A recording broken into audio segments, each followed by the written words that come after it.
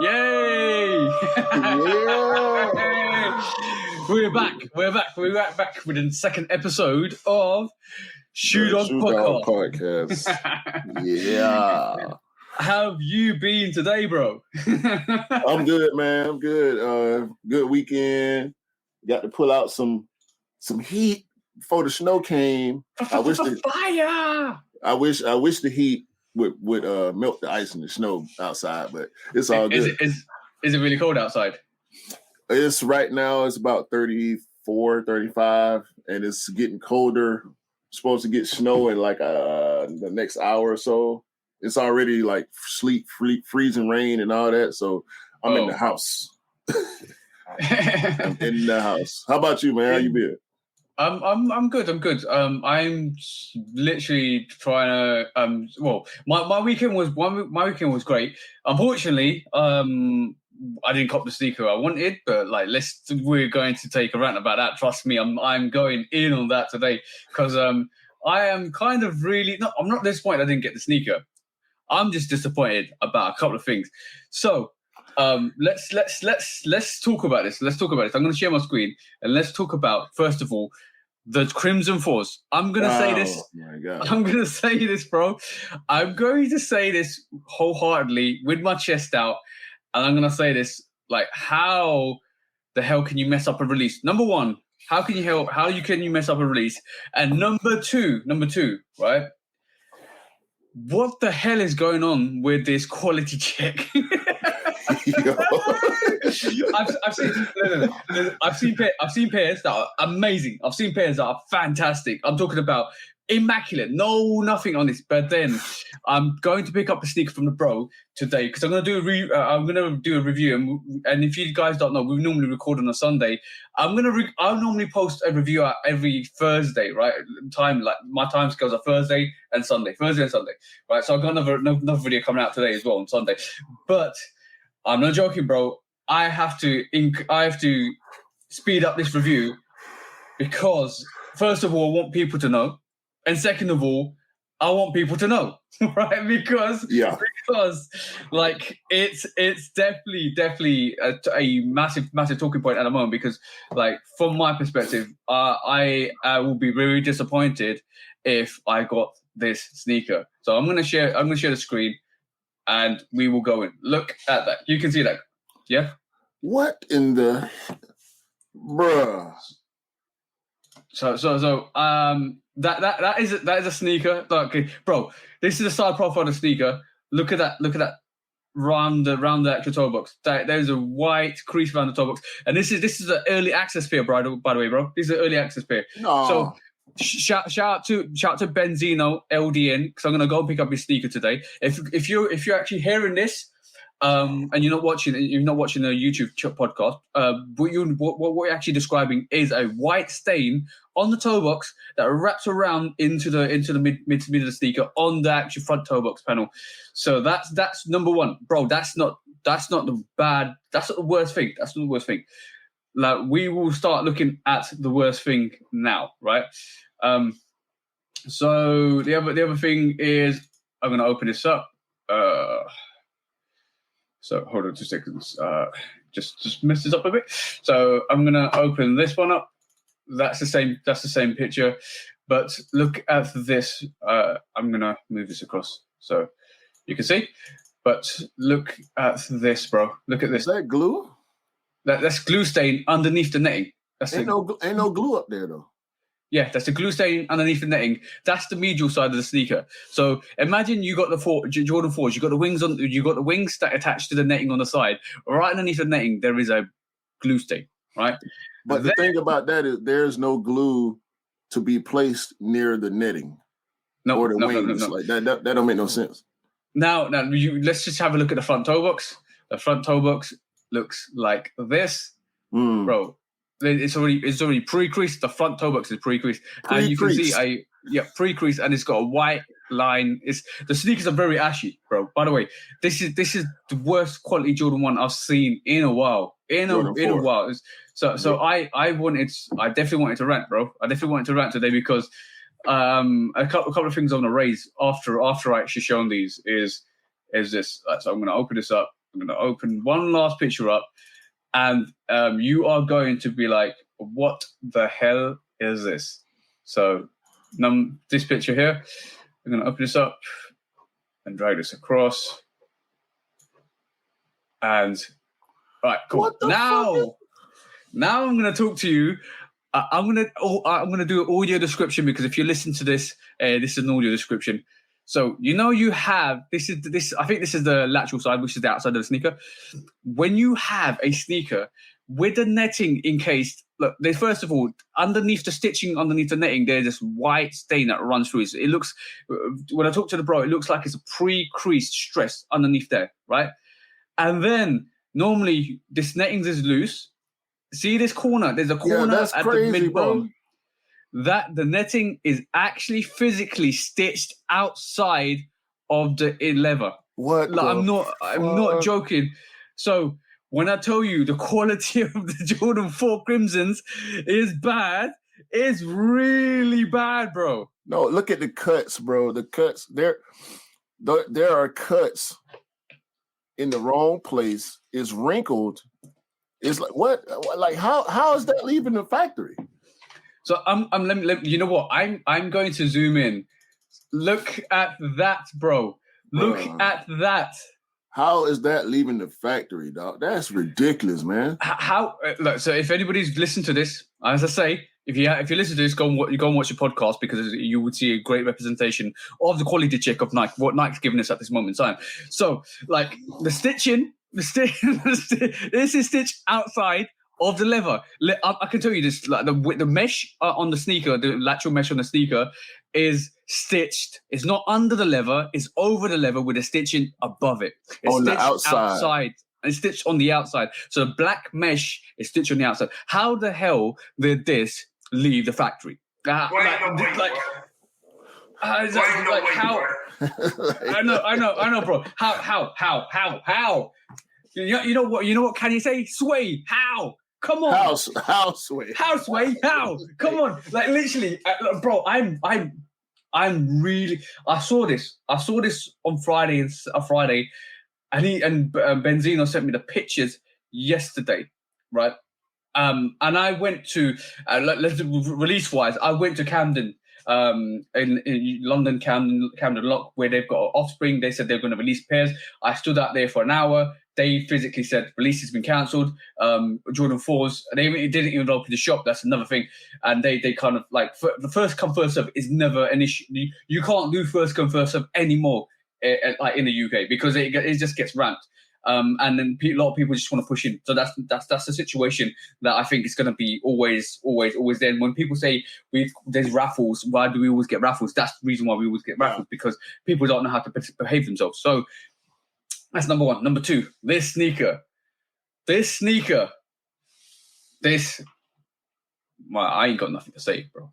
I ain't got nothing to say except for what the hell is going on with the Crimson 4. I'm not even going to say they're the Red Thunder 4s. Bro, that's blasphemous. That's blasphemous to the Thunders. This is blasphemous to the Thunders. Hands down. Because, bro, I'm going to share another video. I'm going to share a tab with you, right?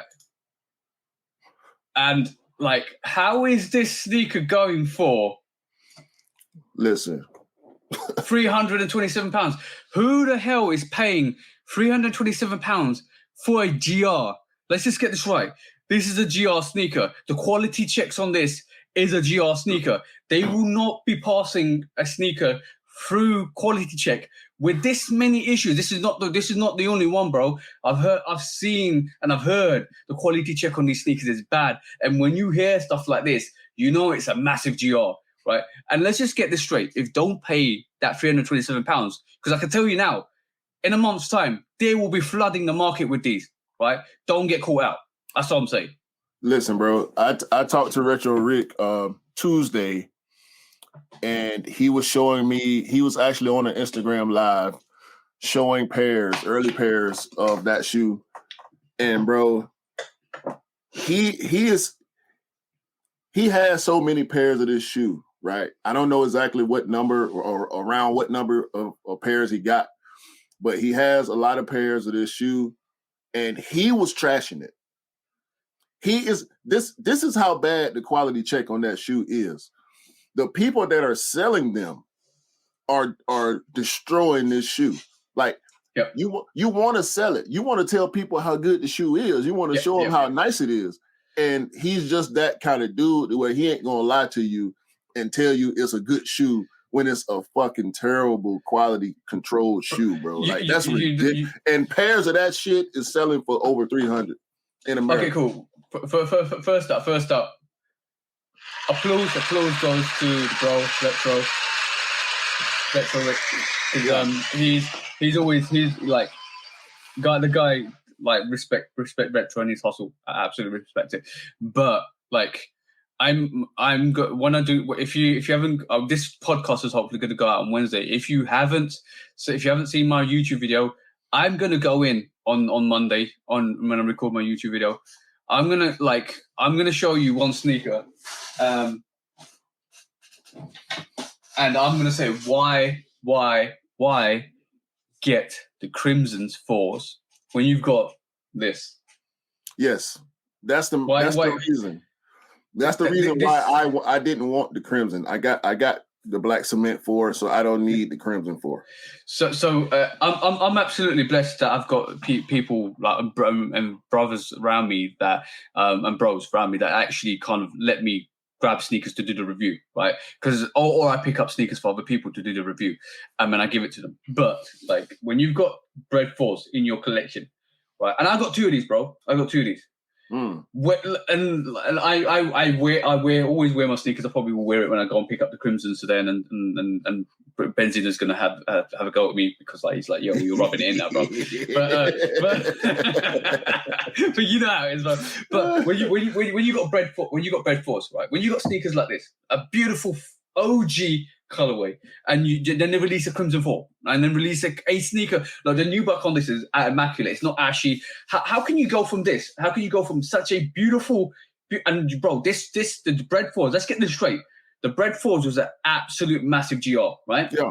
How can you go from the netting on this is fine, the new buck on this is not ashy at all, like there's nothing wrong, to a sneaker, the Crimson 4s, where you've absolutely destroyed the sneaker and you're giving subpar B grade, let's just say it's B grade pairs on some of these sneakers with the quality. Who would pay £170 at the minimum for a sneaker that is absolutely trash like we just shown? Yo, Benzino should be at Nike right now about the quality on that shoe.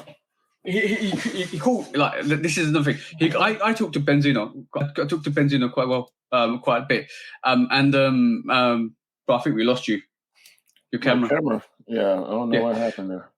So I'll keep talking while you join us back. But Benzino called Nike.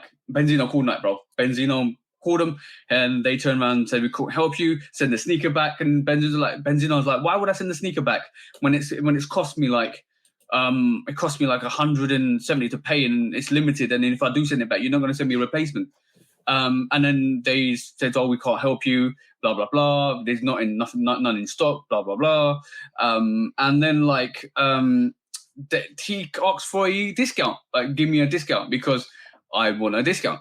And I'm not happy with the sneaker, and they refused to give him a discount either. So either way, he's lost out. And like, I feel sorry for people that are going to get pairs that are going to be this bad, are going to be bad in the quality that we're getting, hands down, bro. Like, imagine you've just paid £170 to Nike, and they deliver you a pile of crap.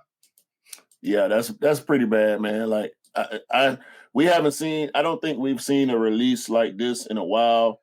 We've had issues with the Carmine 6. We had issues with the Fire Red 4s, but that's horrible, bro. Like, that is truly a B grade shoe that they gave Benzino, and I don't understand how they could. How could you do that? That's bad business. It's a bad look, and we know we love Nike, we love Jordan, and I'm going to continue to buy. But when you got stuff like this going on, it makes it, you can't justify that. No. There's no way, and I doubt if we'll see any type of post or any type of apologies, anything like that coming out from Nike about this release, because we didn't see it with the Carmine 6s. We didn't see it with the Fire Red 4s. We didn't hear anything.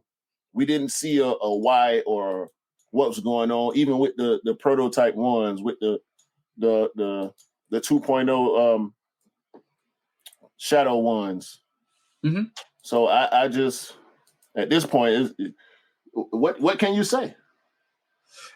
What's the most disappointing thing about this at the moment? And it kind of it's like its quality has gone down massively, like over the last couple of years. The only time I actually had we saw some issues with the Travis Scott, and you know what? For some reason, it seems to be the fours more or less everything else, because like it seems like the Raptor fours, they had a little bit of an issue. Travis Scott fours, they had massive issues with the Travis Scott fours, right? For some reason, the Travis Scott fours had glue issues and all of that, and that was a premium sneaker, right? And then now we're getting an issue with the sixes now, with the Carmine sixes, with the bleeding of the red into the midsole, or was it just a paint issue? Because how can the midsole be stained from the red patches when it's all around the shoe? That didn't make sense to me. So maybe it was more of a spray issue where they sprayed mixture of white and red by accident, which is caused that pink color, and they didn't realize it. But main thing is, how are these sneakers passing quality checks? I can't explain it, bro, and I doubt if they'll offer any explanation. If they tried hard enough, maybe they could find a way to explain the issues. But how are they passing the check? How are they getting that sticker or that stamp to actually get boxed up and shipped to retailers to come to us? Bro. No. Benzino was really, really kind of heartbroken. Like, not heartbroken. He really wanted a sneaker. He was really expecting, and I think paying. Like, let's just say, right? It's you're paying £170 for a sneaker. You're spending your hard-earned money for a sneaker, right? And you receive that in the post. Like, if you like, let's put this in perspective. Let's put it into the real life perspective, right? You go to a restaurant and you pay, say, £50 for a meal with you and your missus. Like, this is £50, 70 quid or $70 or something like that, and you have a really good meal. Your customer satisfaction is going to be quite high, because you're like, yo, that was good. I had a good meal. I enjoyed myself, right? Right. And then you go and spend you spend $100 at a restaurant and the food's trash, and it leaves you with a sour taste. You're going to go back to that restaurant again? Hell no. So why, like, we are subdued into going back to Nike all the time to spend this money to spend on subpar quality for sneakers? Why? I don't understand. I know we all want the sneakers. They're all hyped, and you can't just live on hype all your life, bro. You can't live on that hype constantly all the way through the years, because like it's gonna catch up with you. And some people are going, like, I encourage people, if you got bad quality sneakers, to send them back. Send them back. Put them on sale. Right, because you deserve better. Everybody deserves better than spending £170 on let's just say £170, which is $200 or $220 after taxes for you guys, on a sneaker that is absolutely trash. If I found a sneaker like that, and the problem is, some people won't want to send it back tonight, because like they're afraid that if they do send the sneaker back tonight, they won't get next releases. So what will they end up doing? Probably selling it on and giving that L to somebody else. I encourage everybody that if you got a sneaker that bad, send it back to Nike. Bro, I mean, how? Yeah, you got to send it back to them and let them deal with it. Get your money back. If it's something you really want, because I do agree. Benzino was excited about getting that W on that sneaker.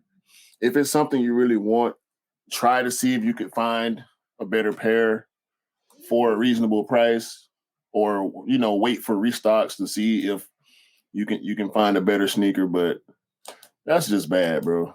That's really the worst. I'm telling you, this is my rant of the week. But I know I'm all for helping people. I'm all for like making sure people get a good deal. But how can you stop people not get? Well, how can you stop people getting a good deal when it comes from the manufacturer, bro? It's unexplainable, man. It's really unexplainable. I can't understand how they can let something like that get out. And we talking about his pair. His pair is the worst that I've seen. I've seen people hype the shoe up. Tony Mui for formerly of Complex. He's at Soul Savvy now. He's done hype videos on it. Of course, the resellers that planned on getting a lot of pairs, they were hyping it up, which that was the thing that I loved about the way Retro Rick handled it, because he didn't pull any punches on it. That's the most important thing. Sorry to cut you, bro. But I just want to quickly add: how can you get a fair? Let's just say, even if I copped a pair on Saturday and it was immaculate, and I did a review on Tuesday, and this is not me being sour that I didn't cop a pair, because if I cop a pair or don't cop a pair, I move on to the next release. If I cop a pair, thankfully I did. Right, that's amazing. If I don't, I'm not sour. I'm still keep that positive energy. I'm still keeping it 100%. I'm like, yo, I didn't cop. If there's restocks, I'll cop. I'll let you guys know if there's restocks and there's where to get them. But for me, like, it's like if I get it in hand, I get it in hand. Even if I did get it on Saturday, I would have straight away grabbed Benzino's pair anyway to do the comparison, because you got to show the good side and the bad side. You got to be neutral when it comes to stuff like this. And some of the people that you just mentioned might have deals with brands, might have sponsorship deals with other people, might have an agenda to set because of the brand, right? So you got to remember is you have to be fair and concise when you actually talk about sneakers, when you actually give a fair opinion on a sneaker. If I sat here and I got my pair and I was given, I'm sponsored, I have to say good things, don't I? Yeah, you got to. Unless you're dealing with one of those companies that are fair enough to allow you to give your opinion because they know what you know. Like it's and let's for a second. Other subcultures, I see that a lot in like the gaming industry. When the big streamers or the big YouTubers that do gaming content, they get early copies of games, and if they don't like the game, they have to find ways to try to make you like it, even though they know it's horrible. Yeah. One thing I'm always going to try and be is fair and consistent. I don't care. I don't care if my channel grows and blows up. I don't care if somebody gives me a sponsorship deal. I'm always going to try and be fair and consistent on, and I'm going to give I'm always going to give my personal opinion to the companies, to the brands, to the manufacturers of what I think of their products. Because at the end of the day, I don't want to be sitting here, right, giving my word is my bond, right? I don't want to be sitting here giving my opinion on something knowing that I am not 100% about it. Yeah, that's not fair to your viewers, and honestly, it's not fair to the community, the broader community, because these type of things they fall into an echo chamber.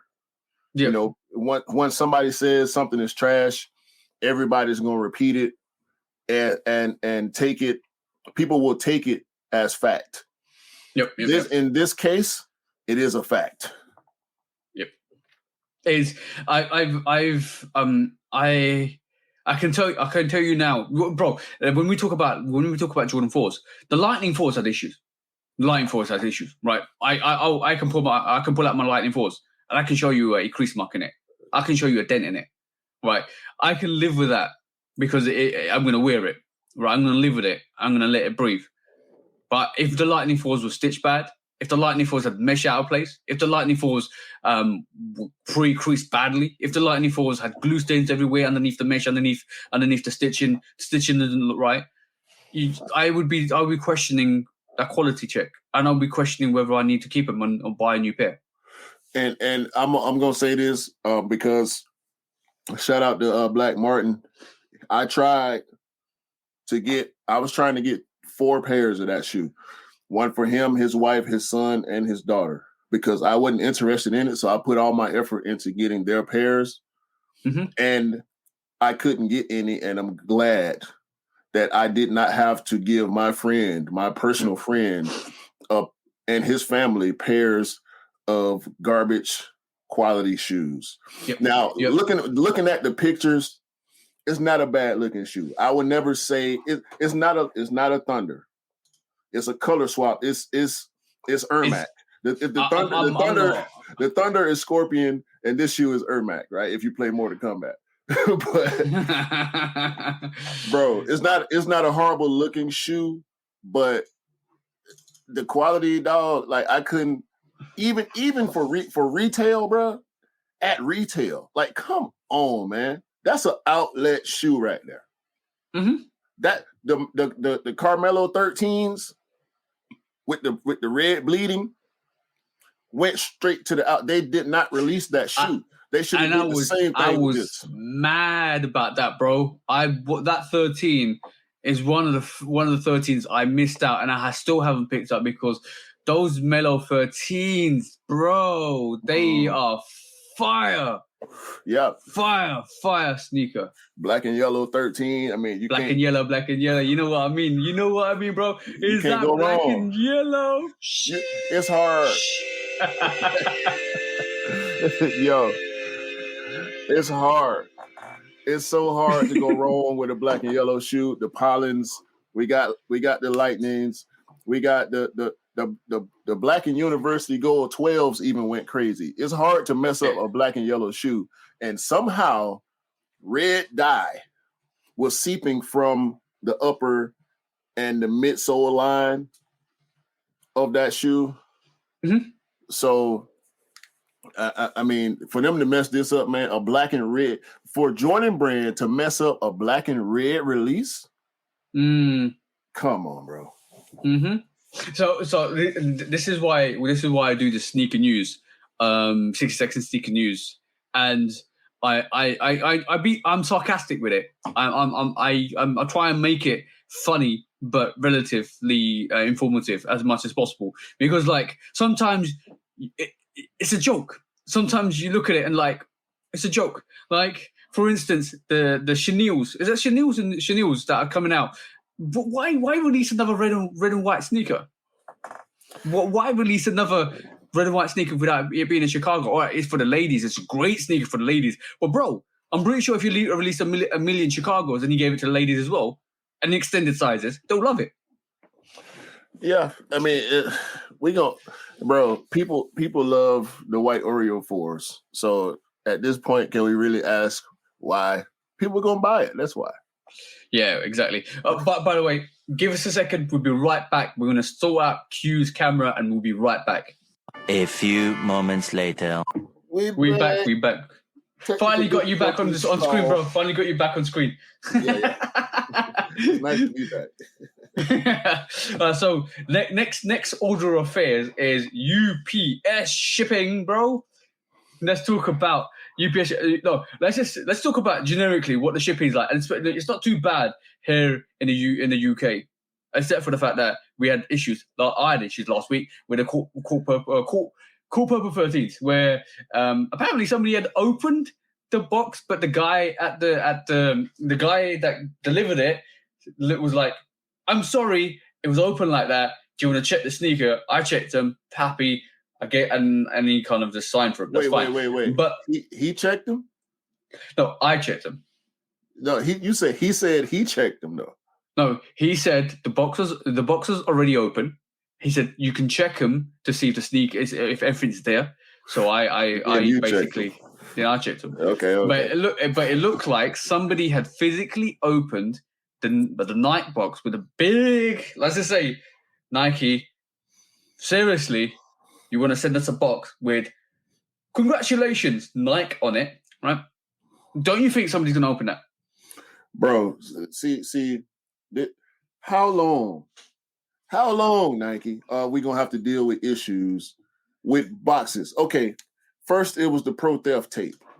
The big Just Do It tape and all. Yeah, it's cool to open your porch and see Just Do It on the box. That is so cool. I love the idea, but this is now 2022. We've been having problems with this since 2019 with people stealing, whether it's the carrier stealing or somebody walking up on your porch and taking your stuff. We have to do unmarked shipping. Nike, please. Unmarked. Stole them. Stolen.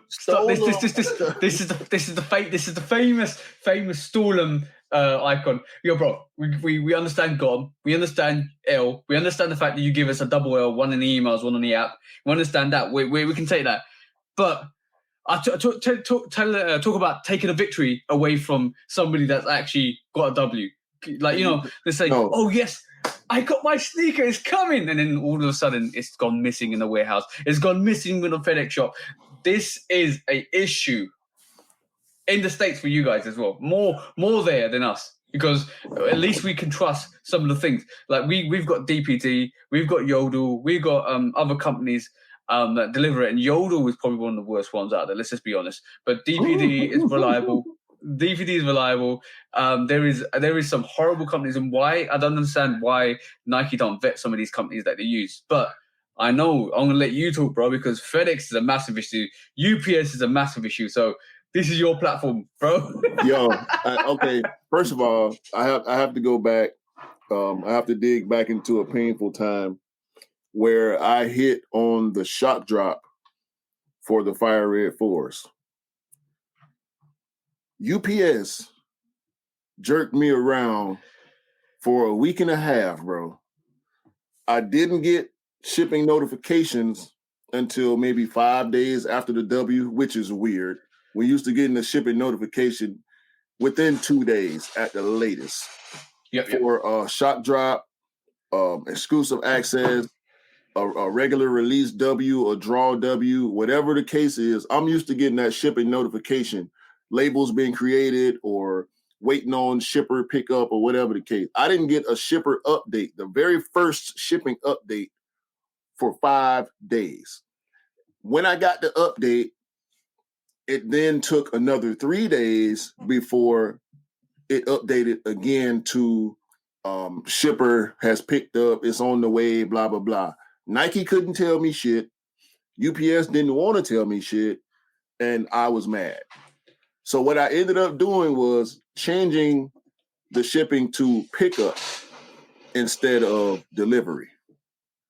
Now, UPS, y'all got to do something about y'all hours, because UPS closes for 5 hours in the middle of the day.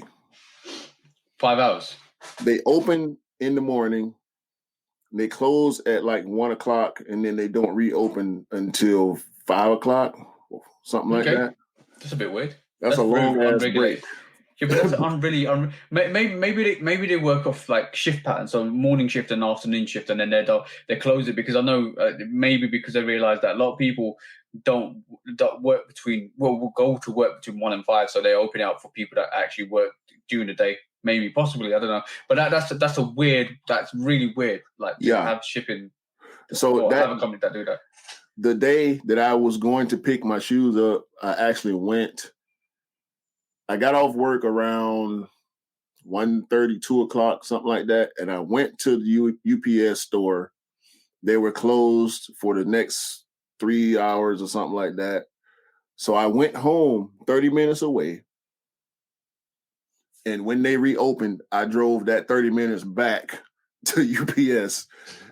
I walked in to get my shoe. And this is a Fire Red 4 now. This is a legendary colorway, one of the OG colorways of the Jordan 4 that I've never owned. It's got Nike on the back. I couldn't wait to get the shoe in hand. I had it early. I was ready to do my review and all this. I walk in, and these people tell me they couldn't find my package. Are you serious?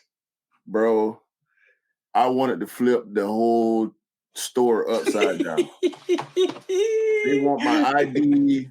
They want the tracking number. Bro, when I tell you I was mad, I got nervous.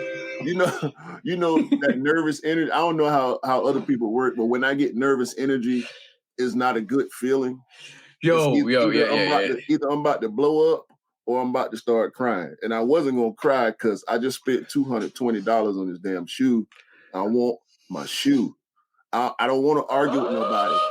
I don't want to have no conversation with nobody, bro. It's a shock drop. I hit. I'm excited, man. But yeah, UPS is pretty good. And shout out my UPS driver. He's a great guy. I think he knows that I get a lot of sneakers, but I've never had any problems with him. Even when he delivers late, he always ring the doorbell. He'll ring it twice. Yeah, who doesn't know? Who doesn't know the drivers anymore? Because it seems like to me, like I know my Royal Mail, Royal Mail being our local postal service. But I know my Royal Mail delivery driver, female and male, and I also know the DPD driver. And because every time there's 2 or 3. Like let's just be honest, there's 2 or 3 that deliver in the area. And I've over the last 5 or 6 years, I've consecutively got to know them, and they were like, "Oh, here you go, you again," or "Oh, you got another pair." I said, "Yeah." yeah. But see, Nike, they use FedEx, they use UPS. I've never received anything from Nike via the U.S. mail, U.S. Postal Service, but they used Lazership on my. I've never even heard that company, bro. And you know what? The other company I was trying to remember early on was Hermes. Hermes and Yodel are the worst companies. I know I will go through my experience with them, but you carry on with your story, bro.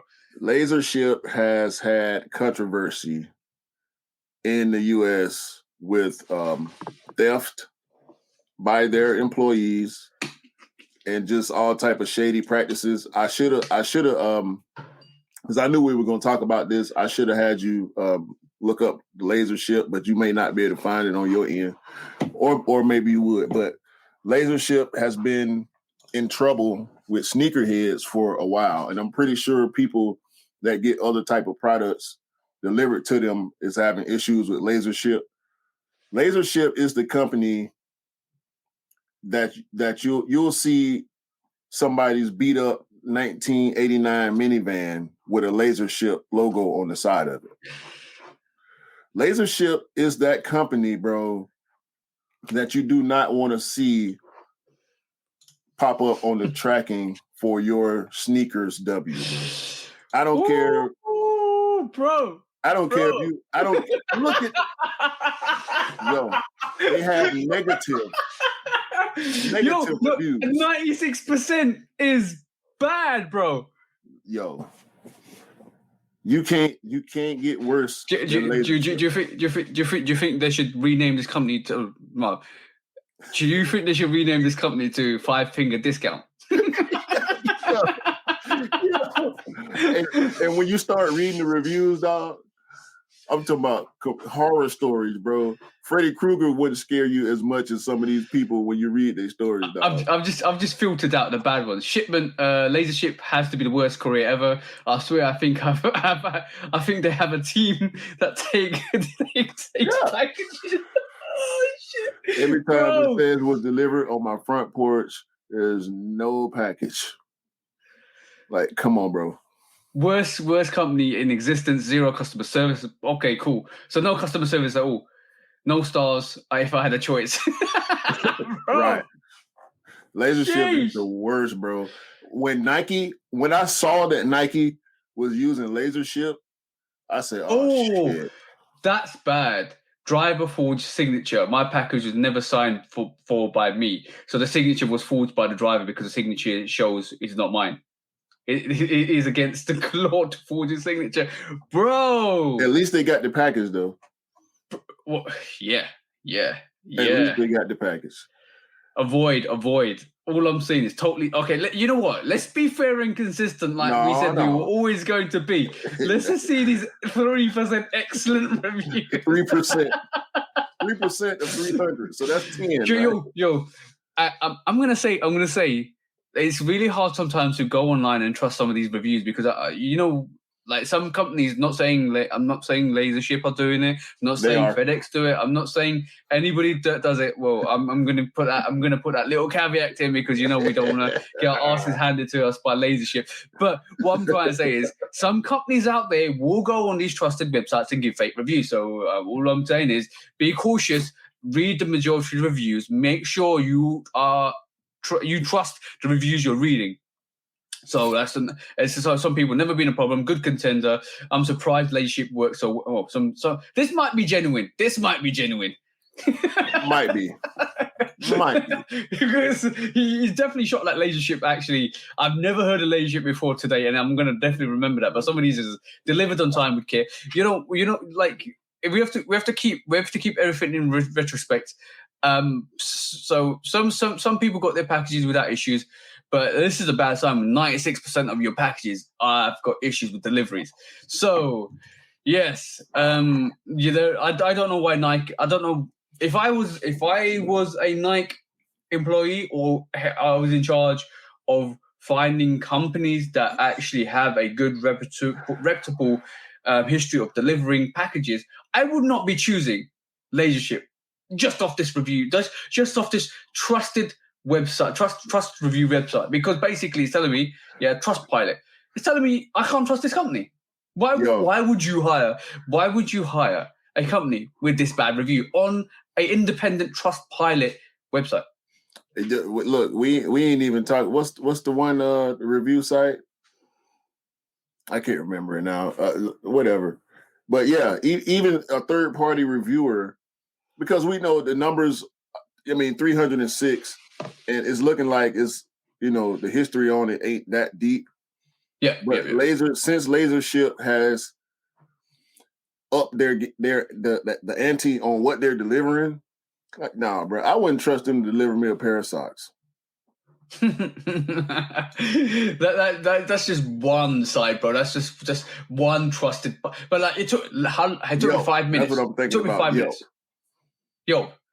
I didn't realize Yelp had actually a delivery company. No. Yeah. Right, so I think we might have lost Q for a second. We're having some technical difficulties, so give us 2 seconds, or we'll be right back. A few moments later. Right, I think Lazership tried to ban you, bro. They heard you were talking bad things about them, and they were like, "No, we are good. We've not got that 93% or 96% bad reviews." Just like. Damn, sort yourselves out. Hey, they're trying to block us here, bro. That's for you, Lazership. You ain't gonna stop They went all out. They went all out to try and cancel you, bro. They took your PC off. They made it crash. Put that virus in your PC, bro. Man, look, I'm about to delete all my Lazership tracking information because they're tracking me. So talk to us about what happened with Lazership as well. So did you actually manage to get your package at the end? I did get my package. The box was dented. It's a beautiful thing. Yeah. It was indeed a beautiful thing to get the package. They did not ring the doorbell. I saw no vehicle. And the box was in pretty bad shape. The outside box was. My shoe box inside, thankfully, was packed well, so it wasn't damaged. But yeah, it was the handcrafted ones that I got from Lazership. Oh damn! I saw. So okay, cool. So what about the fire red 4s that you mentioned that UPS actually couldn't find in their warehouse? Did you manage to get the fire red 4s? Yeah, they found them. Yeah, they found them. Are you sure? It was you didn't find somebody in the back. I'm trying to do something. You didn't find somebody in the back caressing your sneakers like this. Like, I can't find your package, bro. Where are you? I can't. Are you looking for this? This is my pair, bro. I don't know where your pair is, but this is my pair. And the box was open. I got my pair. Got my pair. They're right here. I definitely got my pair. I was not going let them. It's a celebration, bro. It's a celebration when you get your pairs. And I have worn the hell out of them. Yeah. Oh, is that the bloodline laces in the 5 and 4s? Yeah. Hey man, it's a little something. Yes. That's what I like to see, bro. That's what I like to see. It's a little something. Lace swaps. I kind of wanted to mention these when we were talking about the. Well, I did mention these when we were talking about the Crimson 4s because the quality check on my pair wasn't the best, but it wasn't horrible either. So no. Like, look. Let's just get this straight, right? It doesn't matter if you got. I can understand when you're manufacturing 100,000 pairs of sneakers, 200,000 pairs of sneakers for 500,000 pairs of sneakers, or even 1 million pairs of sneakers. I can understand that a quality check isn't going to be up to par. You got to get them through the process in house, right? You got to make sure. Like they are checked relatively good enough and ready enough. So you might have a couple of issues. Might have 1 or 2 issues, right? But when we're looking at, and let's just also get this into retrospect. Nike could be using a different manufacturing company, and this is coming from the issue. So something manufactured from a different company could be the issue. So they need to regulate that. So we could be teething issues. We could be seeing teething issues. But the case is they should be doing something to compensate people that are getting shit pairs like that, right? And secondly, when we're talking about manufacturing, how is that passing a quality check or QC check with that many issues with it? So that's the question, bro. Like that's the main question is how are we seeing like so much of I've never seen a pair that bad from Nike. And it came from Nike. It came from sneakers that it came from an early access, exclusive access. So it was a sneaker that Benzino won. So how I know I'm fat, bro. We're so raging. We're actually talking about it still now within halfway through the podcast. So well, yeah, let's let that be what it is, man. We'll see what happens in the future. But what is this foolishness you got on the screen right here, bro? This is we talked about Lazership. We talked about UP. We'll talk about UPS in a bit, but this is FedEx. FedEx have got pairs of sneakers that are coming through. This is somebody stole Dunks from the actual box, bro. They delivered a box without Dunks. They delivered the outside box, the shipping box had been open, Dunks were missing. There's no W. No W. This is ridiculous. Like, we talked about Lazership. Now we're talking about FedEx. We'll talk about UPS as well. It's like I remember pre-Christmas. There was this. Was it in Alabama where they actually literally FedEx dumped all these boxes? And you know what? Let me try and look this up because this is shocking. This is shocking. You talk about it. I'm going to look this up. Well, being a delivery driver myself, it just occurred to me what happened. So this person, whoever was driving those trucks. And if it was on the same route, because it was along just this one wooded area where police or somebody found all these packages, hundreds of packages. They needed 3 or 4 trucks. We're getting there, bro. We're getting packages. There. We are definitely getting there. The driver, I imagine the driver of that truck not wanting to make all those deliveries, wanting to go do whatever he wanted to do, and just decided to doff all those packages in the woods so he wouldn't have to do his job. He could actually go do whatever else he wanted to do throughout the day instead of making deliveries. Okay, go. I'm gonna share. I think this is a video. So it'd be great to get on because I'm gonna share this with you guys. It's FedEx packages, and I'm gonna play this video, and then we are going to look at that. Look at that. That's the video. So let's have a look. Introducing Daily ID. Let's try to skip this. Sorry guys, I need to try to skip this. Designed for. And then this is just a river of boxes. Some busted open, some not. Everybody that had a package on that truck that was thrown down that hill, has been wronged, and it's a really sad situation. So that is the issue with FedEx. So we saw a lot of boxes at the back of that van being like basically all the boxes that were in the forest in Alabama being loaded up and taken to their relative homes, because those are loads and loads of packages being dumped in that forest, bro. And I don't know how many trucks or how many vans or how many days it took to empty that, but somebody in FedEx was dumping packages in the forest, and because they didn't want to do a job or they didn't care. Well, and I don't know what type of area it was in, but if it was in an area that saw any type of foot traffic, somebody saw those packages down there, and either the driver opened them or somebody passed through there and decided, let me see what's in some of these boxes. Because there's no excuse to do that, man. Like, that's just wrong. That's just wrong.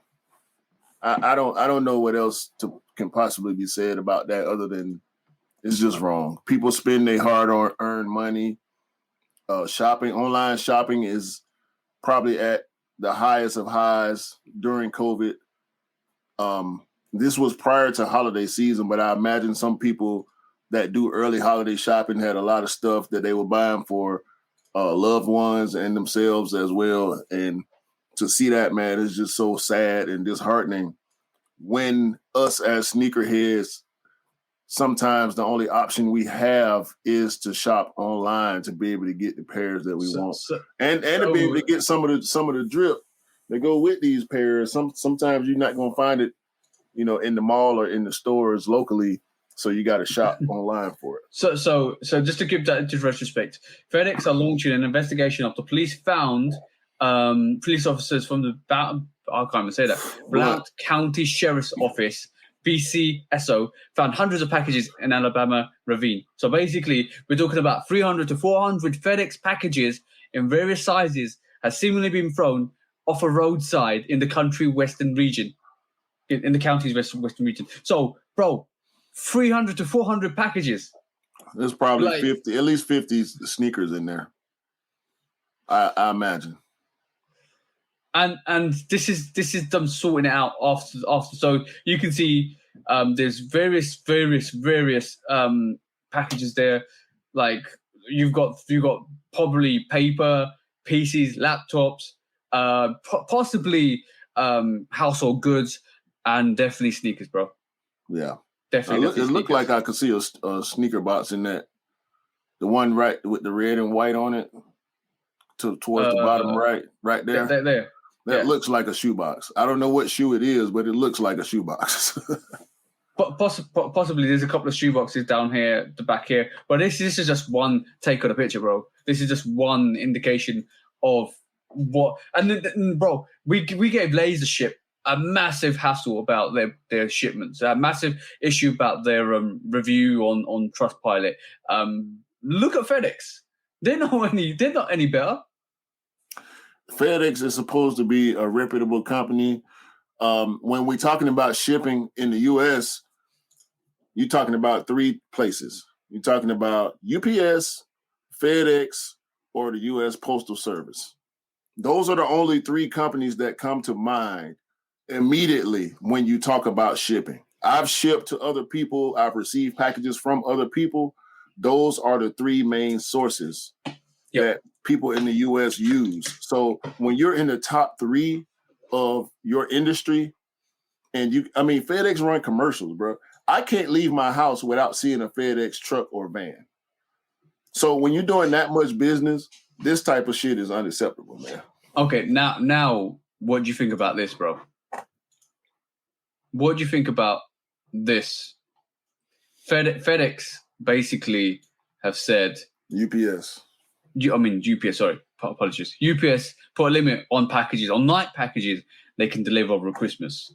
So, this is why you were having delays on some of your packages over Christmas, because you normally, let me give it an idea of what happens in the UK is when Nike sends us a package, they will find a courier. The DPD, if you're blessed, you'll get DPD because DPD are quite reliable. If you're not blessed, you'll get Yodel or Hermes, which are absolutely terrible. But they source these couriers, and we'll have our packages within a couple of days. I'm talking, you win a sneaker on Saturday, you have it by day on Monday or Tuesday, right? That's fine. That's pretty quick. That's a pretty quick turnaround. Yeah, that's if you win it on quick. Friday, if you win it on Friday, you might get it on Sunday or Monday, which is great because you want to see the sneaker, you want to actually see, look at it, and stuff like that. But I know you guys take a week to 2 weeks to get your packages, and you actually have a standard set of you can get this quicker or you can get this general. So you have an option to increase your charges. Let's just say it's expensive to get extra. You're expensive to pay that extra money to get your sneakers quicker. Yeah, which I feel is a bit out of order. But you will have to wait up to 2 weeks for your package to come. Which I can't believe that as an outlet like Nike and the couriers they use, that it takes you that long to get your packages, bro. Yeah, typically, I'll say from my experience, it's been at least a week. The quickest I've got a package from Nike is about 5 days, which is very, very good for standard shipping because for a while during COVID, they took away the express shipping option because everything was being shipped. People weren't able to pick up and store.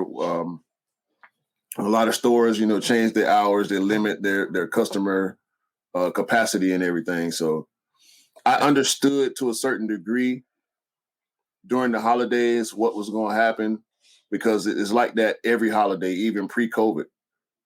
But limiting the amount of Nike packages is I feel like it's a attack on people that like a certain company. And like, y'all mad because Nike is making so much money? They paying y'all to ship stuff.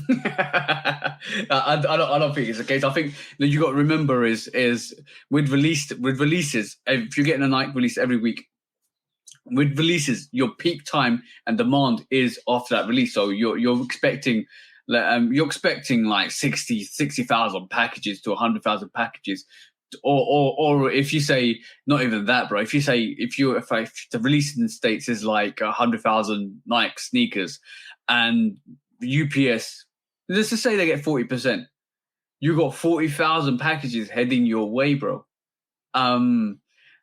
Let's just say Christmas is a high demand in terms of when people send most of the packages during the year, Christmas, holiday season and stuff like that, to get their packages to their relative loved ones. And it probably is quite a big demand for like UPS to handle. And you're talking peak loads on like as soon as Saturday happens, Sunday they get them. They have to process that round. Maybe they just said, right, cool, like we appreciate the money, keeps us going, but we can't handle the volume that you're giving us now. And you got to remember, bro, we're talking about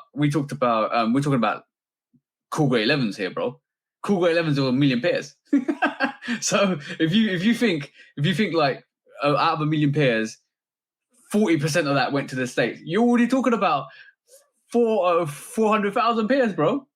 Yeah, and actually I heard that it was well over 1 million. Yeah, just taking it from a conservative point of view. But if you're talking about 400,000 pairs, I think that a little indication of why Nike kind of give us that exclusive access or that early access is to get some of these pairs out before release date. Because imagine you are going to load a company like UPS, like Fedex, like Lazership with pairs, and I feel maybe this is why they have to vet this.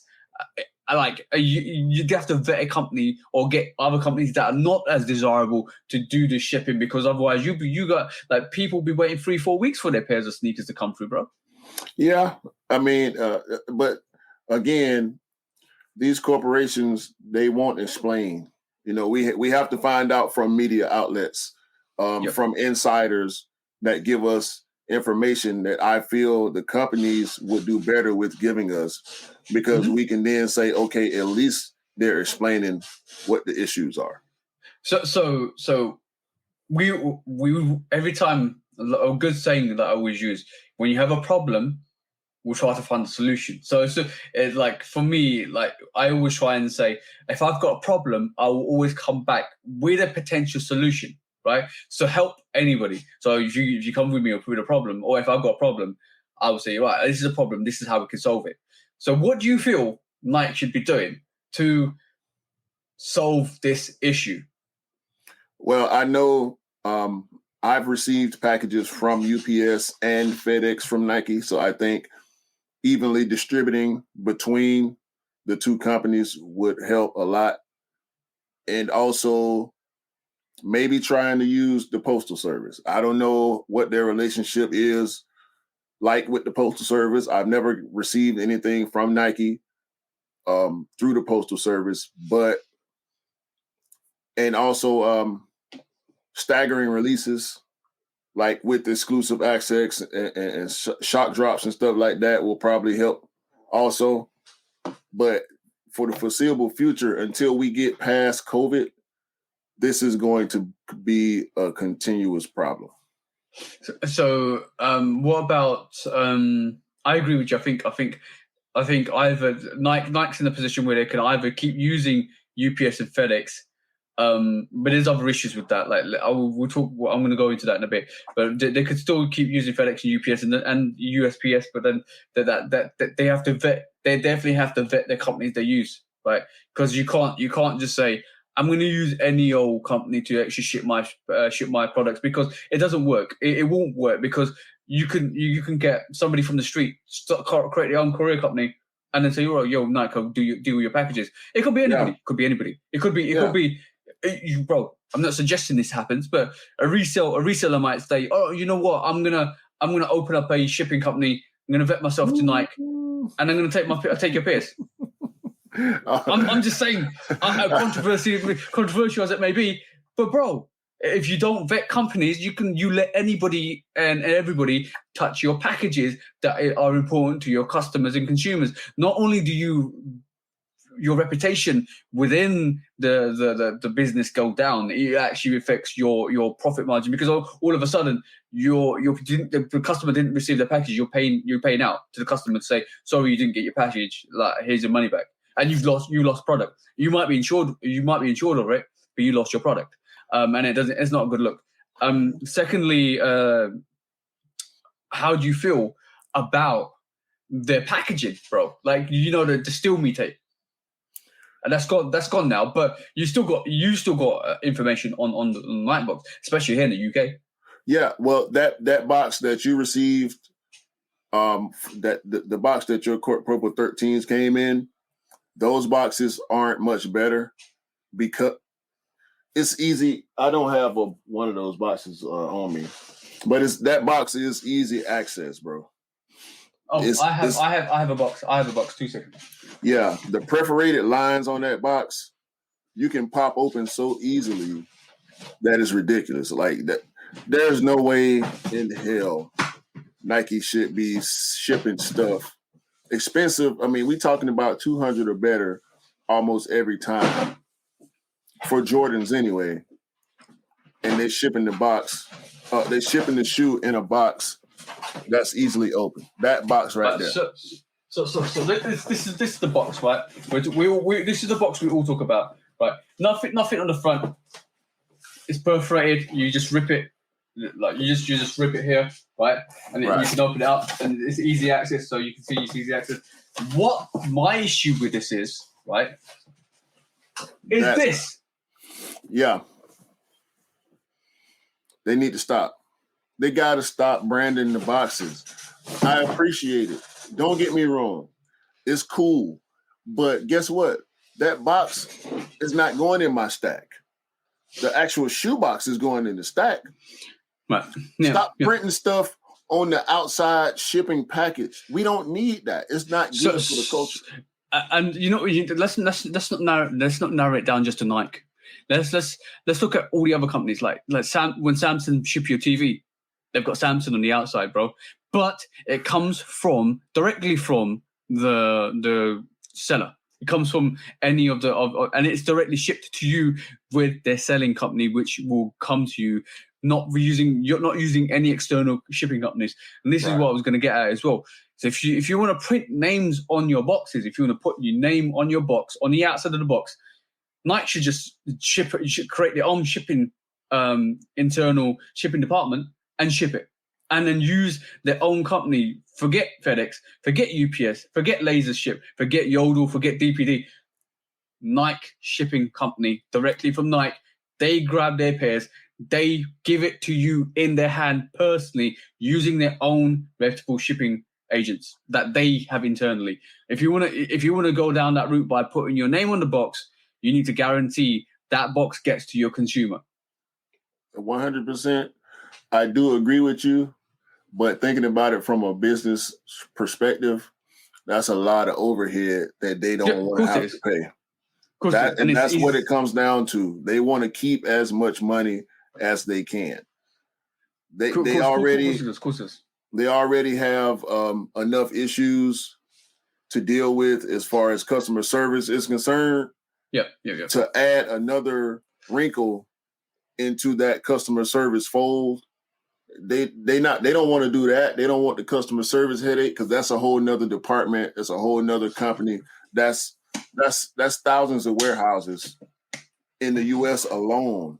They'll have to have at least, I know in Georgia, they would have to build at least 5 warehouses to send trucks from. But for different parts of the state. There's an easy solution. Then there's an easy solution to this, bro. And the easy solution being is take your name off the outside of the box. Yeah, that'll save them money too. Yeah, exactly. Printing money.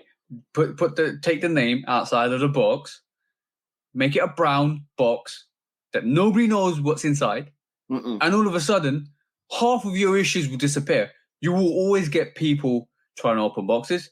You always get people trying to look inside what your packages are, be it in the warehouse, be it outside the warehouse, be it people dumping you packages that they don't want to deliver. That will still happen. That's an issue that needs to be resolved with the courier that actually gets your package. But when it comes down to, let's just see, making yourself less bait. The bait means being more inconspicuous than being in your face to say, "Yo, this is what I got." Like, if you're a billionaire, you ain't like except for if you've got bodyguards around you, you ain't rocking all that jewelry, coming outside and say, "Look at me, look at me." You're not doing that, bro. No, people. Not every rapper is rich, and not every rich person is a rapper. Yep. I've seen guys. I've worked around guys. I mean, you got to know they got so much money based on the business they're in or the title that they have, and you wouldn't be able to tell them from regular Joe Blow walking down the street. Yeah. Maybe if you see their car, or maybe if you see that you notice that they got on a Rolex, or if you know expensive dress shoes, you might say, well, hey, that's a $2,000 pair of, Italian leather loafers you got on. You got to have money, right? And you know what the interesting thing is, right? Millionaires and billionaires wear plain clothes.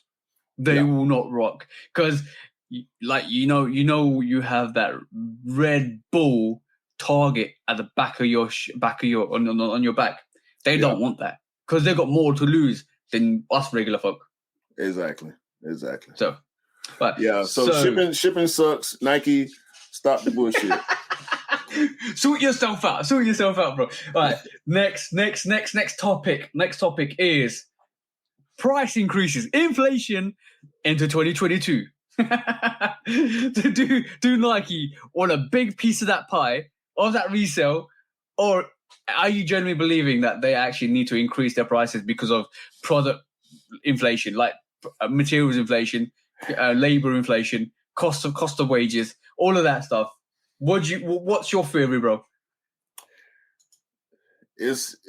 Sadly, it's inflation, bro.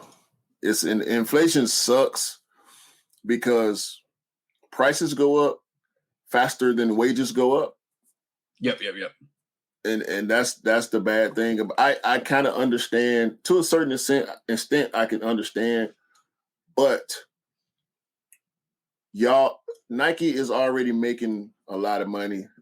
And let's not just harp on Nike, because a lot of companies are raising prices. Food prices are up, material prices are up, like you said. Yep.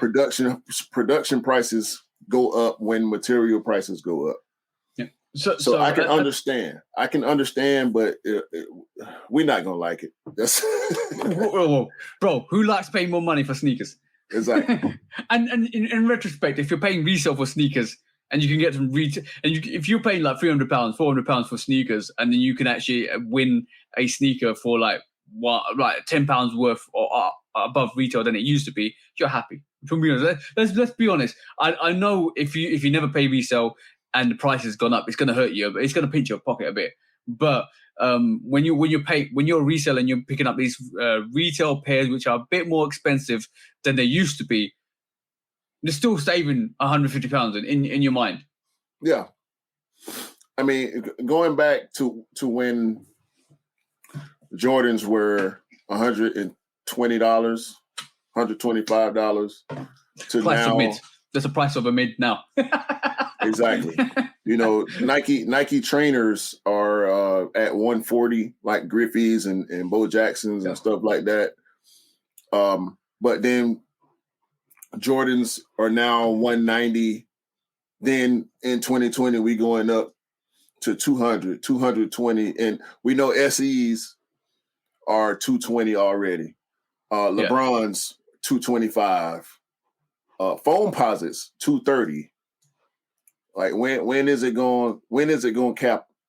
It's going to cap for a couple years, and it's going to go up another 10. Last couple years, we saw Jordan 1s go from 160 to 170.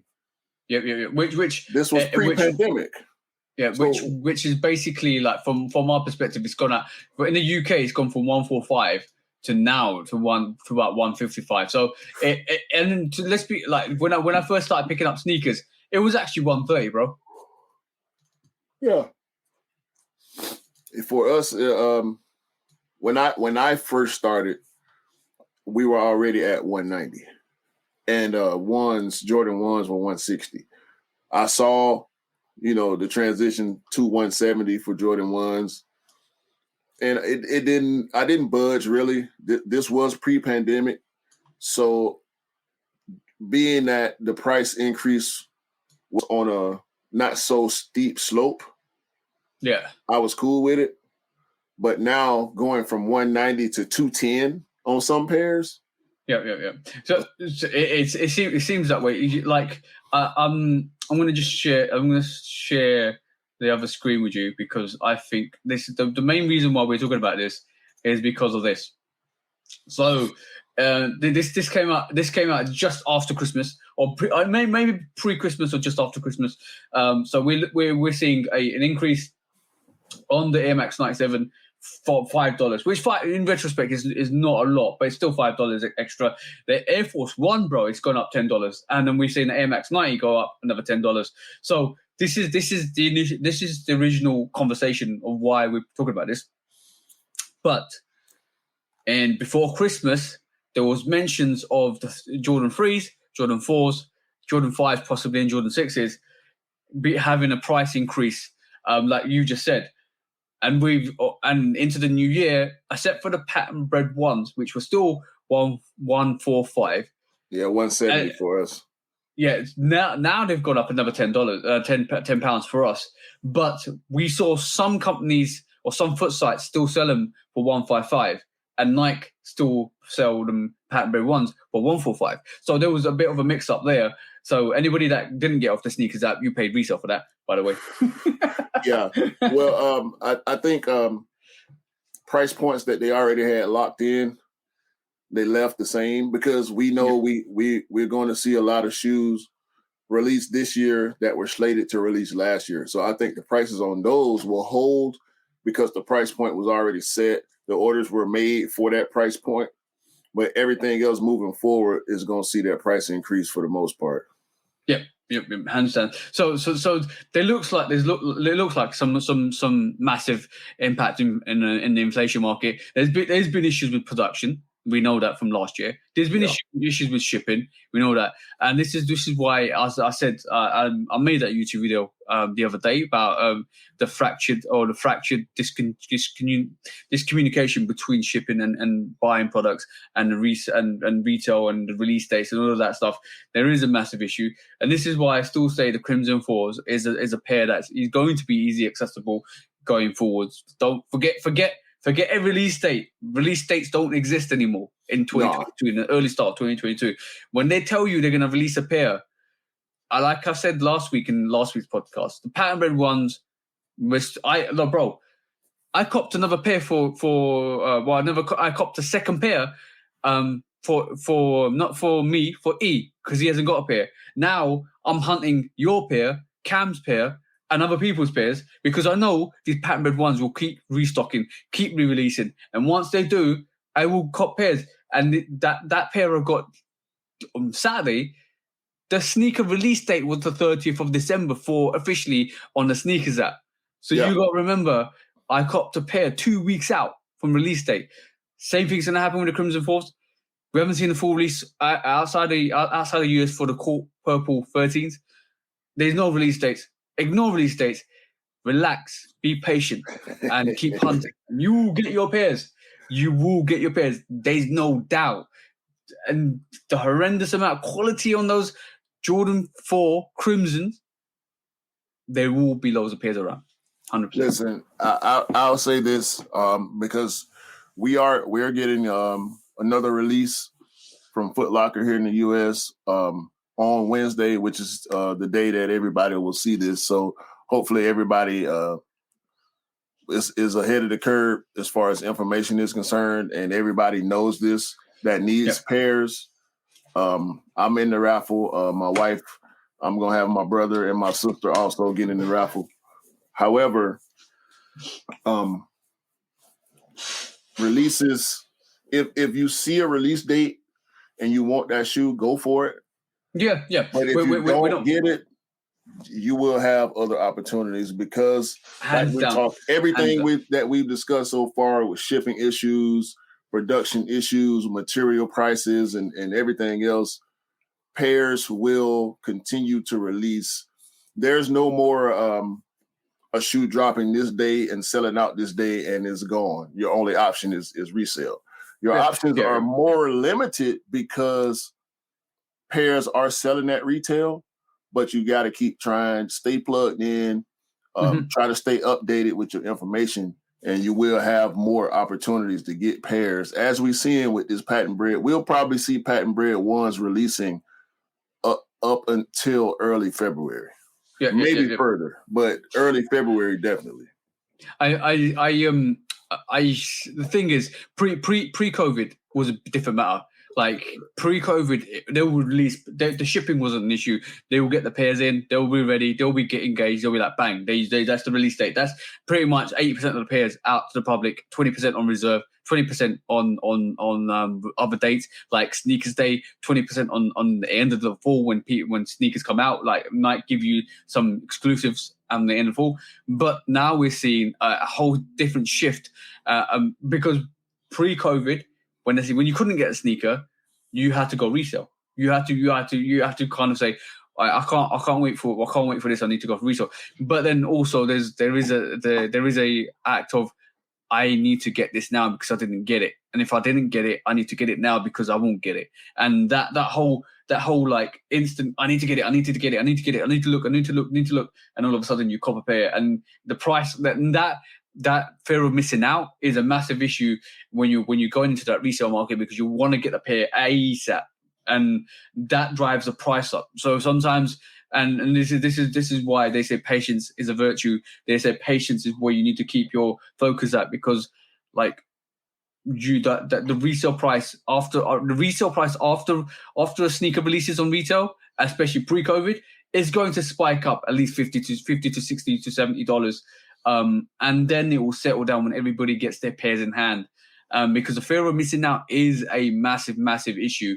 So you don't be afraid to miss out because you will get pairs. And if you don't get pairs, you can still get it for V&DS. So if somebody's worn it, rocked it, don't want to rock it anymore, and you'll sell it. So you can still get pairs. So we proved that on our Instagram channels, bro. We proved that with Cam's live showing of what he picked up last year. But in the COVID time now, like when we're talking COVID times, that goes totally out the window, because I will give you an example of releases, like the pattern bred ones. Let's take that for example. I'm an avid believer of learning, researching, and knowing the market. And knowing the market is very crucial to how you maneuver and how you get the best deals. Pattern bred ones, before release date, 2 months out, £1,000. 1 month out, £700. Release date on the 30th of December. Whoever got them, got them. Didn't get them. They went for £350. Right. Now we look at them, right? And I'm gonna pull them up. No, I won't pull them up. They were going for £250. Right, they settled between 230 to 250, which I really thought they were going to settle to once we got more majority of releases out. That was 2 weeks out, and then now starting to pick up. So the trend is up and down until we get the full pairs. That's what you're going to see through to 2022, up to middle of 2022, because what the price range for those Crimson 4s are at the moment is what the price range was for those bred ones when they actually first released on their retail date. Right? Or release date. Right. When they get more pairs in the market, when you see Foot Locker release more pairs, when you see more Foot Starts release their more pairs, when you walk into the store and you see those Crimson 4s sitting there, right? And I guarantee somebody will see those sitting there, then you'll see that retail or resale drop to relative where it needs to be. Definitely. Right? So that's my opinion on that sneaker. Yeah, I mean that the fact that because we have seen. we have seen a bit of a digression from what we saw in 2020, with stores reopening, with jobs reopening, the employment market open back up to where places are hiring a lot more people than they were able to during the beginning of COVID. We've seen shoes start to sit now. GRs are still kind of hype at this point because it is still difficult to get a GR pair. I mean, we talking about the Crimson 4s. We've been talking about them the whole show, and that shoe was pretty difficult to get. The Court Purple 13s were not as difficult to get as the Crimson 4. I can go back. I walked in the store and bought a pair of Bordeaux 1s for EGOT sold. I'm sorry, Bordeaux 6s. Yeah. Bordeaux 1s. Bordeaux 1s were available in store on shelf. I saw handcrafted ones last week in the store down the street. Jordan 1s are dead, bro. If you believe what everybody else says, Jordan 1s are dead, bro. The threes are dead too. Jordan 1s and Jordan 3s are dead, but we're not gonna go there. Yeah, we're not gonna go there. But like, I don't believe any of that. I don't believe the hype. I don't believe anything of that. But when you ones like those sneakers that, but just quickly touch before we move on to the next subject. Let's quickly touch on those Jordan 4s, Crimsons, right? Just a quick touch. Did you get, Nike are very desperate. They are desperate to sell sneakers when they rename a sneaker that released prior and then rename it to something like the Moonlight 5s, right? Did you get that sneaker in hand? Did you get that sneaker in hand? Yeah, I did. Did you keep it? No, I didn't. I got that sneaker in hand, right? I can tell you the nubuck on that was not good. Terrible. Ashy. That's a 5, right? Now, when I look at the Crimson 4s, they look the same to me. Literally, bro, they look ashy, they look trashy, they look bad, but there's hype on the 4s. Now we're seeing that. So the Moonlight 5, and forgive us because I know there are people out there that love that shoe. We just happen to be two people that are not fans of that shoe. No. Although we both love Jordan 5s. I don't like the fact that the quality control on that Moonlight 5 was better than the quality control on this 4. And the 4 is a more desirable colorway than the Moonlight or Oreo colorway on the 5. Yeah, and this black and red 4, people love black and red on a Jordan 4. I don't think people love black and white so much on a Jordan 5. But the quality, I'm not talking about the material choice. The material choice on the Moonlight 5, in my opinion, was bad, okay? The material choices on this 4 is not bad. It's the quality control. Yeah. Exactly. I'm gonna say this wholeheartedly. If those Moonlight 5s had good nubuck, if they had good quality, right, I would have kept them. I like them. Then let's call them by the real name, the Oreo 5s. If they had quality, if they had this quality, bro. And I'm gonna be honest, right? I still think the quality on this is not that great, right?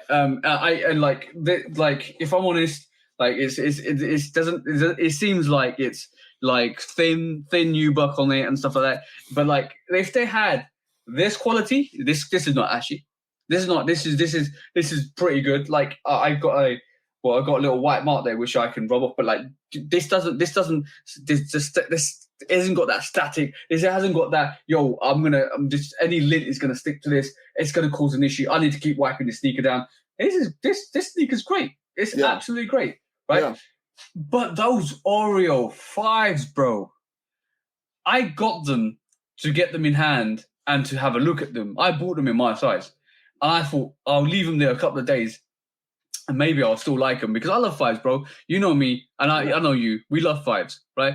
Yeah. So I thought this might be a situation where it's just one of those things. You get them in hand and you start to love them. I gave them back in a couple of days. I got a review out of it, but it's not. That was never the purpose for it. You see what I'm saying? That was never the purpose for it. It was always supposed to be a sneaker that I want to kind of have, and I want to see. I want to actually see it. I want to see. Is this good? Is this going to be anything like a sleeper that I think is going to be a sleeper, but it's probably worth a keeper? It never materialized. And as you know, the Crimson 4s are very off-putting to me when they come with the same kind of quality that I've seen on those Oreo 5s. And I look, bro, I'm gonna be honest, right? If I do actually pick up a pair and it's absolutely phenomenal, right? I will keep it because I'm lucky, right? Yeah. But if I get a pair and it's absolutely trash, it's going back. Listen, I advise anybody, if you do come across a pair of Crimson 4s in hand, in store, when you tell that employee, I need this size, and they say, I got it, do not leave that store before you do a full quality check on that shoe. All right. Public service announcement right here. Do not leave the store with a pair of Crimson 4s that have not been seen and inspected by yourself, and you are cool with the quality on that shoe. Yeah. Don't go for the okie doke. Otherwise, you'll be like, I got one question for you. Yeah, man, this thing, man. This thing with these 4s, bro, is bad. Everything else that we talked about, you can kind of understand it's pretty solvable. But these 4s, bro, they shouldn't have left the warehouse. We should have had less pairs. They should have pulled them like the Mellows. Yeah. And you know what's really interesting? Like okay, cool. Let's be honest. They did pull those Carmine 6s, and then they sold them for a couple. For some pairs, some where they knew they had majority issues, they pulled some of them, which is great. Which is good. Which is what we like. Responsive, like intelligent, responsive behavior is what we like to see. Right. So they did the right thing there. Yeah. So they didn't do the right thing here, bro. This is it's almost like COVID has got them in a state where we don't care. We just need to release these pairs. Yo, so the Carmine 6 is no longer the COVID shoe. The Crimson 4 is officially the COVID shoe. It's taking over that number 1 spot for the COVID shoe outside of the backdoor ones let's not even talk about those. What I want to know from you is what we had on feet this weekend. Oh, hold on. I will basically show you what I had on. Bro, you don't want to know what I had on feet this weekend. I want to know what you had on feet this weekend. I do want to know. I do want to know. First of all, I'm trying to share something with you, bro. First of all, don't get caught up, right? Because when you talk about the hazard shoe, that's what the Crimson is to me at the moment. Yeah, they should have put that logo on the tongue instead of the jump. That. Anybody that's got Crimson 4 that wants their customized to have that hazard sign on the back, yeah, give me a shout. Yeah, we got you.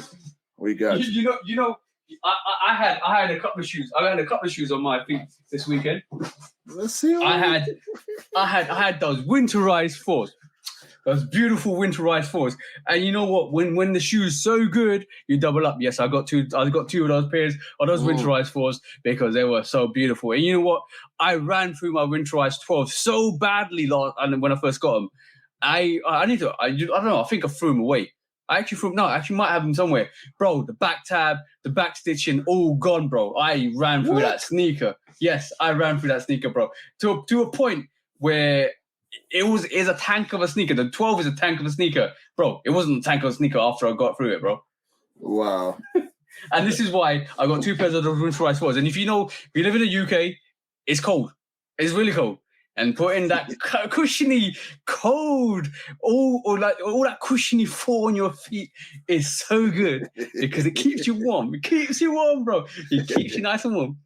But I had to do this weekend. I said it in my live on Instagram. I said I was going to put this on feet, and I put these on feet.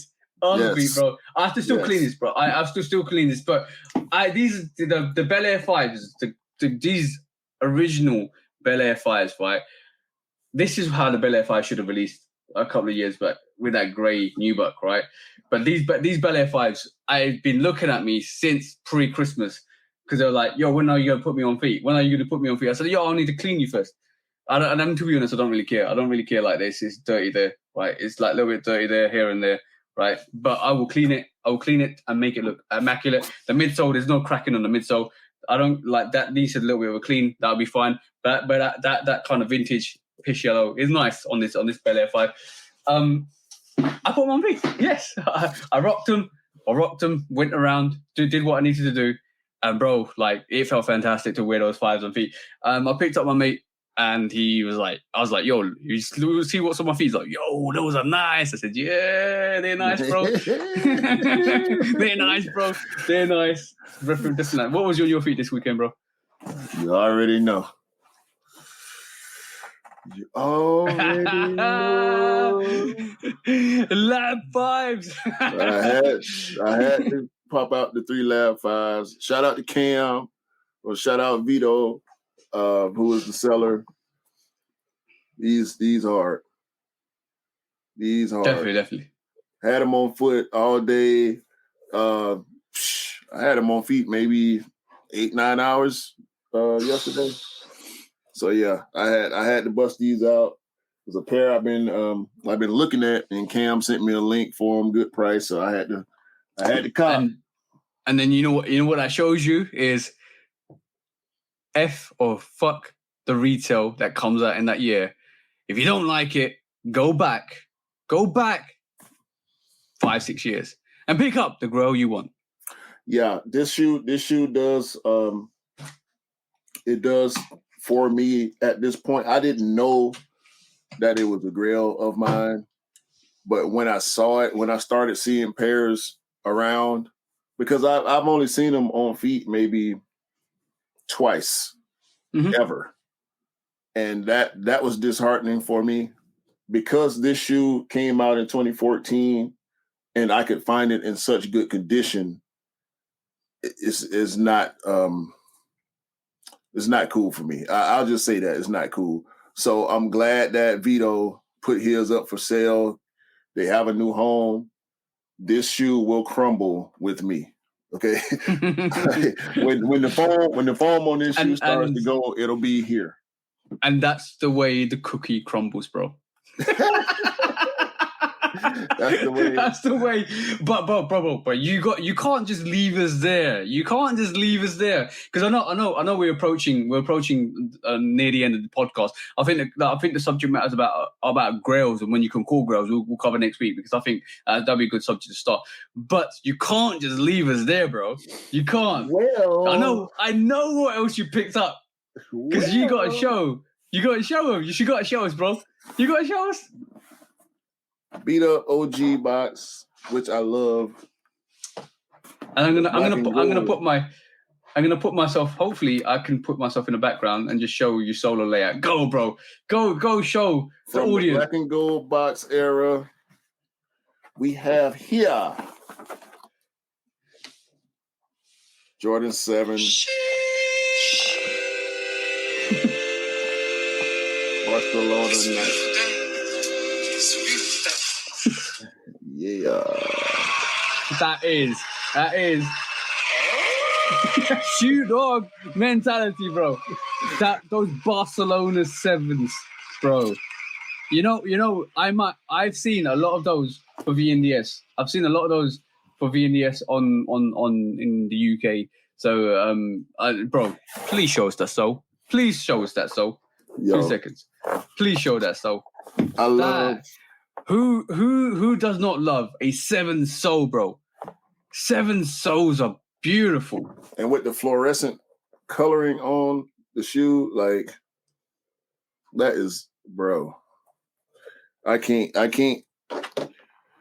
tell you how much I love this shoe. This is oddly enough, it's a near grail for me. Yeah. Because I have the Barcelona days. And so shout out to Scott Simpson. I had to go pack mentality on this one. I had to go pack mentality on this one. Scott's going to be watching this. Scott's going to be watching this show. If you want to know real Pac Man, we call him the Pac Man for a reason. Go and check out his Instagram page. It's in the bio. Go and check him out. He's the bro. And trust me, when we talk about packs, he will go in and get the whole collection. Go check his page out. It is fantastic. Yeah. So I wanted to complete the set. Barcelona days and Barcelona nights 7s. Beautiful pair. Beautiful pair, bro. Beautiful pair. I have not worn this outside yet. But since it's going to be snowing today, I will put these on feet and walk around the house. I'm sorry. I'm sorry. I'm just a shoot off like that. I'm gonna try and put the Barcelona. I mean, not Barcelona. What I'm talking about. I'm gonna try and put the Breads on feet today. Pick up the Crimsons from Benzino to have a proper look at them. I'm gonna be as honest as possible. I'm going to be fair and consistent on my YouTube review. I think my YouTube review is probably out by the time we've loaded this. So the schedule for this is I'll load this up on the the Wednesday is coming, so we'll have that up. We'll have this podcast up then. But my review will be out on Tuesday, and I'm going to be honest, because the only way to compare a sneaker is to compare it to other sneakers. So I will compare it to the Breads. I will compare it to the Raptor 4s. Raptor 4s. What a beautiful pair! What a beautiful pair of sneakers that is. Right? Yeah, because that's only right.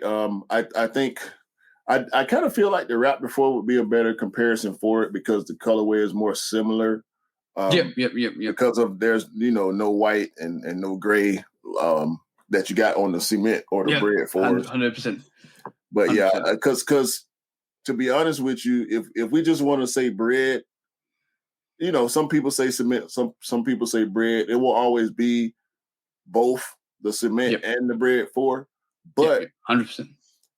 If you look at the Crimson, it's kind of more Bread than the Bread. Yeah, because it's got black and red. Yeah. But okay, cool. When did those okay, from my memory, and this is without me checking any sites, I know I think those Raptor 4s came out in 2018. I think those Drake Raptor 4s came out in 2019, right? Because they were a year late. And I think the Raptor 4s are supposed to be the Drake sneaker. And then they dropped it, and then they basically released it as a sneaker of Raptor 4s.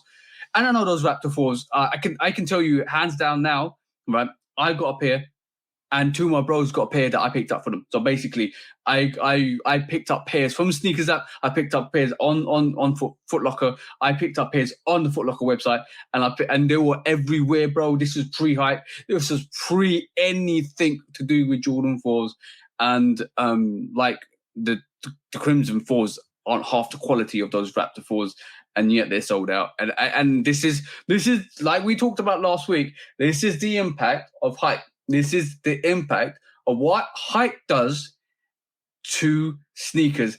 It really does muddle your mind as a person, because sometimes what's in is not actually what it's all about. Let me just say that.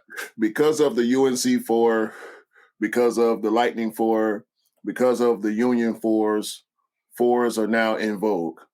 Oreo 4s, we can't forget the Oreo 4s as well, because I don't like to put the Oreo 4s with that elite amount of sneakers, right? But the Oreo 4s have to go there.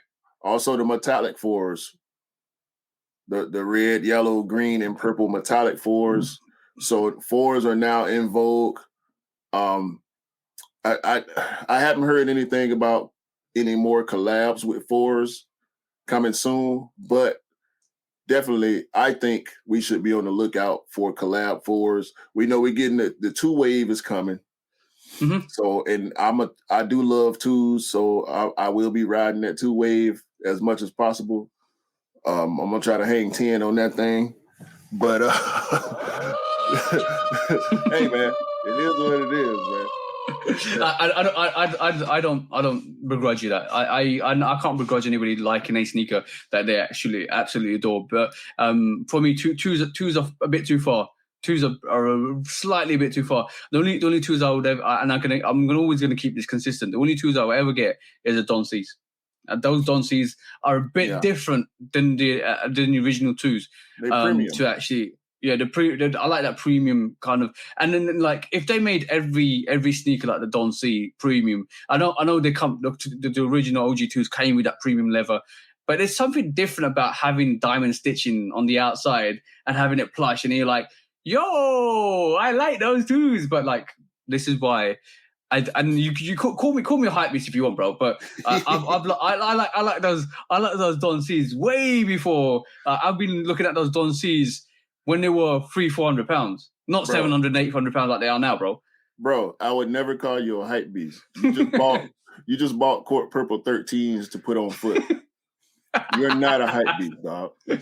Sorry. The Carmine 6 was your number 1 shoe on your top 10 from 2021. You're not a hype beast, bro. Trust me. I'm closer to hype beast than you are, and ain't no end in hell I'm a hype beast with all this back here. Let's be honest, right? I do touch a lot of pairs. Somehow, some way, I just like touch wood. I do touch a lot of pairs, And I can't give you. I always try and give my honest opinion on everything. Like I think being honest to yourself is the number one thing you need to be in life. Is if you don't like a sneaker, but you like it because other people like it, you're not really honest to yourself. You're not 100% honest to yourself. Listen, when I got my Pata Air Max 1s, I got the Monarchs. I was not as interested in the shoe before I got it as I was after I saw it in hand. Once I got it in hand, I'm like, okay, now I need the blue ones. Now I need the black ones. I couldn't get either of them, but I like the shoe more in hand than I did seeing the pictures. I went for it just because I said, well, let me take a shot. You know, I don't have any Air Max 1s. This could be, you know, the door opening to me getting more Air Max 1s. Yeah. I like that. I like that. And then that's a good thing as well. But like getting a sneaker in hand changes the complexity of a sneaker. Having a visual look at it. And this is why, even though I slated the Crimson Force, right? Let's just be honest. I went on. Start this podcast was me just ranting about those Crimson Force. Even though I slated it, even though I went in on it, I still want to see it in hand. I still want to see. I want to be. You can't. And I always said this: you can't be a judge from the outside. You got to be a judge when you've actually. No, you could actually kind of be a judge by looking at the product. Yeah. I've seen pictures. I've heard Benzino, the bro, right, on talk to me about yo, this and that, and I'm like, all right, cool. I feel his pain. And this is why I came in with the aggression I did at the start of this podcast, because like, how dare you? Like, how dare you, bro? It's not good, bro. It's not right. It's not fair. It's not good. And Nike really needs to do something. I mean, a coupon code or something, because that's not right for him. I really do think he should just send that pair back and chalk it up. Save your money for another pair or a different pair. But that's not cool, man. The way that netting was poking out the side, bro. If I got a shoe back from Nike like that, I would send multiple emails, Twitter, Instagram. I would be killing Nike right now. Yeah. I'm going to advise him to do the same thing. So what plan is I'm going to pick it up on Sunday, which is today, the time we're recording this. I'm going to go and do the review on Monday. Get the sneaker back to him on Tuesday, and the video will be out on Tuesday. And then I'm going to advise him to send an email to Nike, get on the Nike accounts on Instagram and all the other platforms, and say, "What the hell is this?" Like, really. One question for you. That should be the direct question to Nike. Yes. That's terrible, bro. That's terrible. I feel his pain. I don't like people. I don't like seeing people lose out. I don't like seeing people in pain. I don't like seeing people being conned. And that's me just in general. So like, I'll be advising him when I see him today to go like, yo, Nike, what the fuck? He can't wear that shoe outside. Nobody's foot should go in that shoe. It should go back to the factory, and it should be sent to an outlet, and it should be sold at half price or given away. It should be donated to a cause, for some people that can't afford or don't buy or whatever the case is. Like nobody should pay retail for something like that. That's just subpar quality. It's a disgrace to all the greatness that Nike has given us, and Jordan Brand. It's a disgrace to Jordan. The post with Jordan wearing that shoe during the game, like that is, come on, bro. I don't know what to say. I don't know what to say about that shoe, bro. But on that note, well, I think we've taken out our shovels, dug through, buried it, left it not 6 feet, not 8 feet. We've pushed it to the center of the core of the earth, and we're just going to leave it there. That shoe is dead, man. That shoe is dead to me. That shoe is dead to me. And Michael, you owe the homie Benzino an explanation and a refund and a gift card and a discount code for that trash y'all sent to his doorstep. What was my sneaker news saying? Ashes to ashes, dust to dust. Right. the quality on these Crimson 4s really sucks. They need to do an autopsy because Nike's got the explanations to give us. They should have left. They should have left Benzino pair in that ditch in Alabama. I don't know what he'd be more mad on, whether we're not getting his pair or whether we're actually seeing a pair like that. All right, cool. On that note, this is episode two of the Sneak Shoe Dog podcast. So thank you for joining us. I know we're trying to make these a bit like less than 2 hours, like less than an hour and a half, but I think we really carried away today. We got carried away today. You know.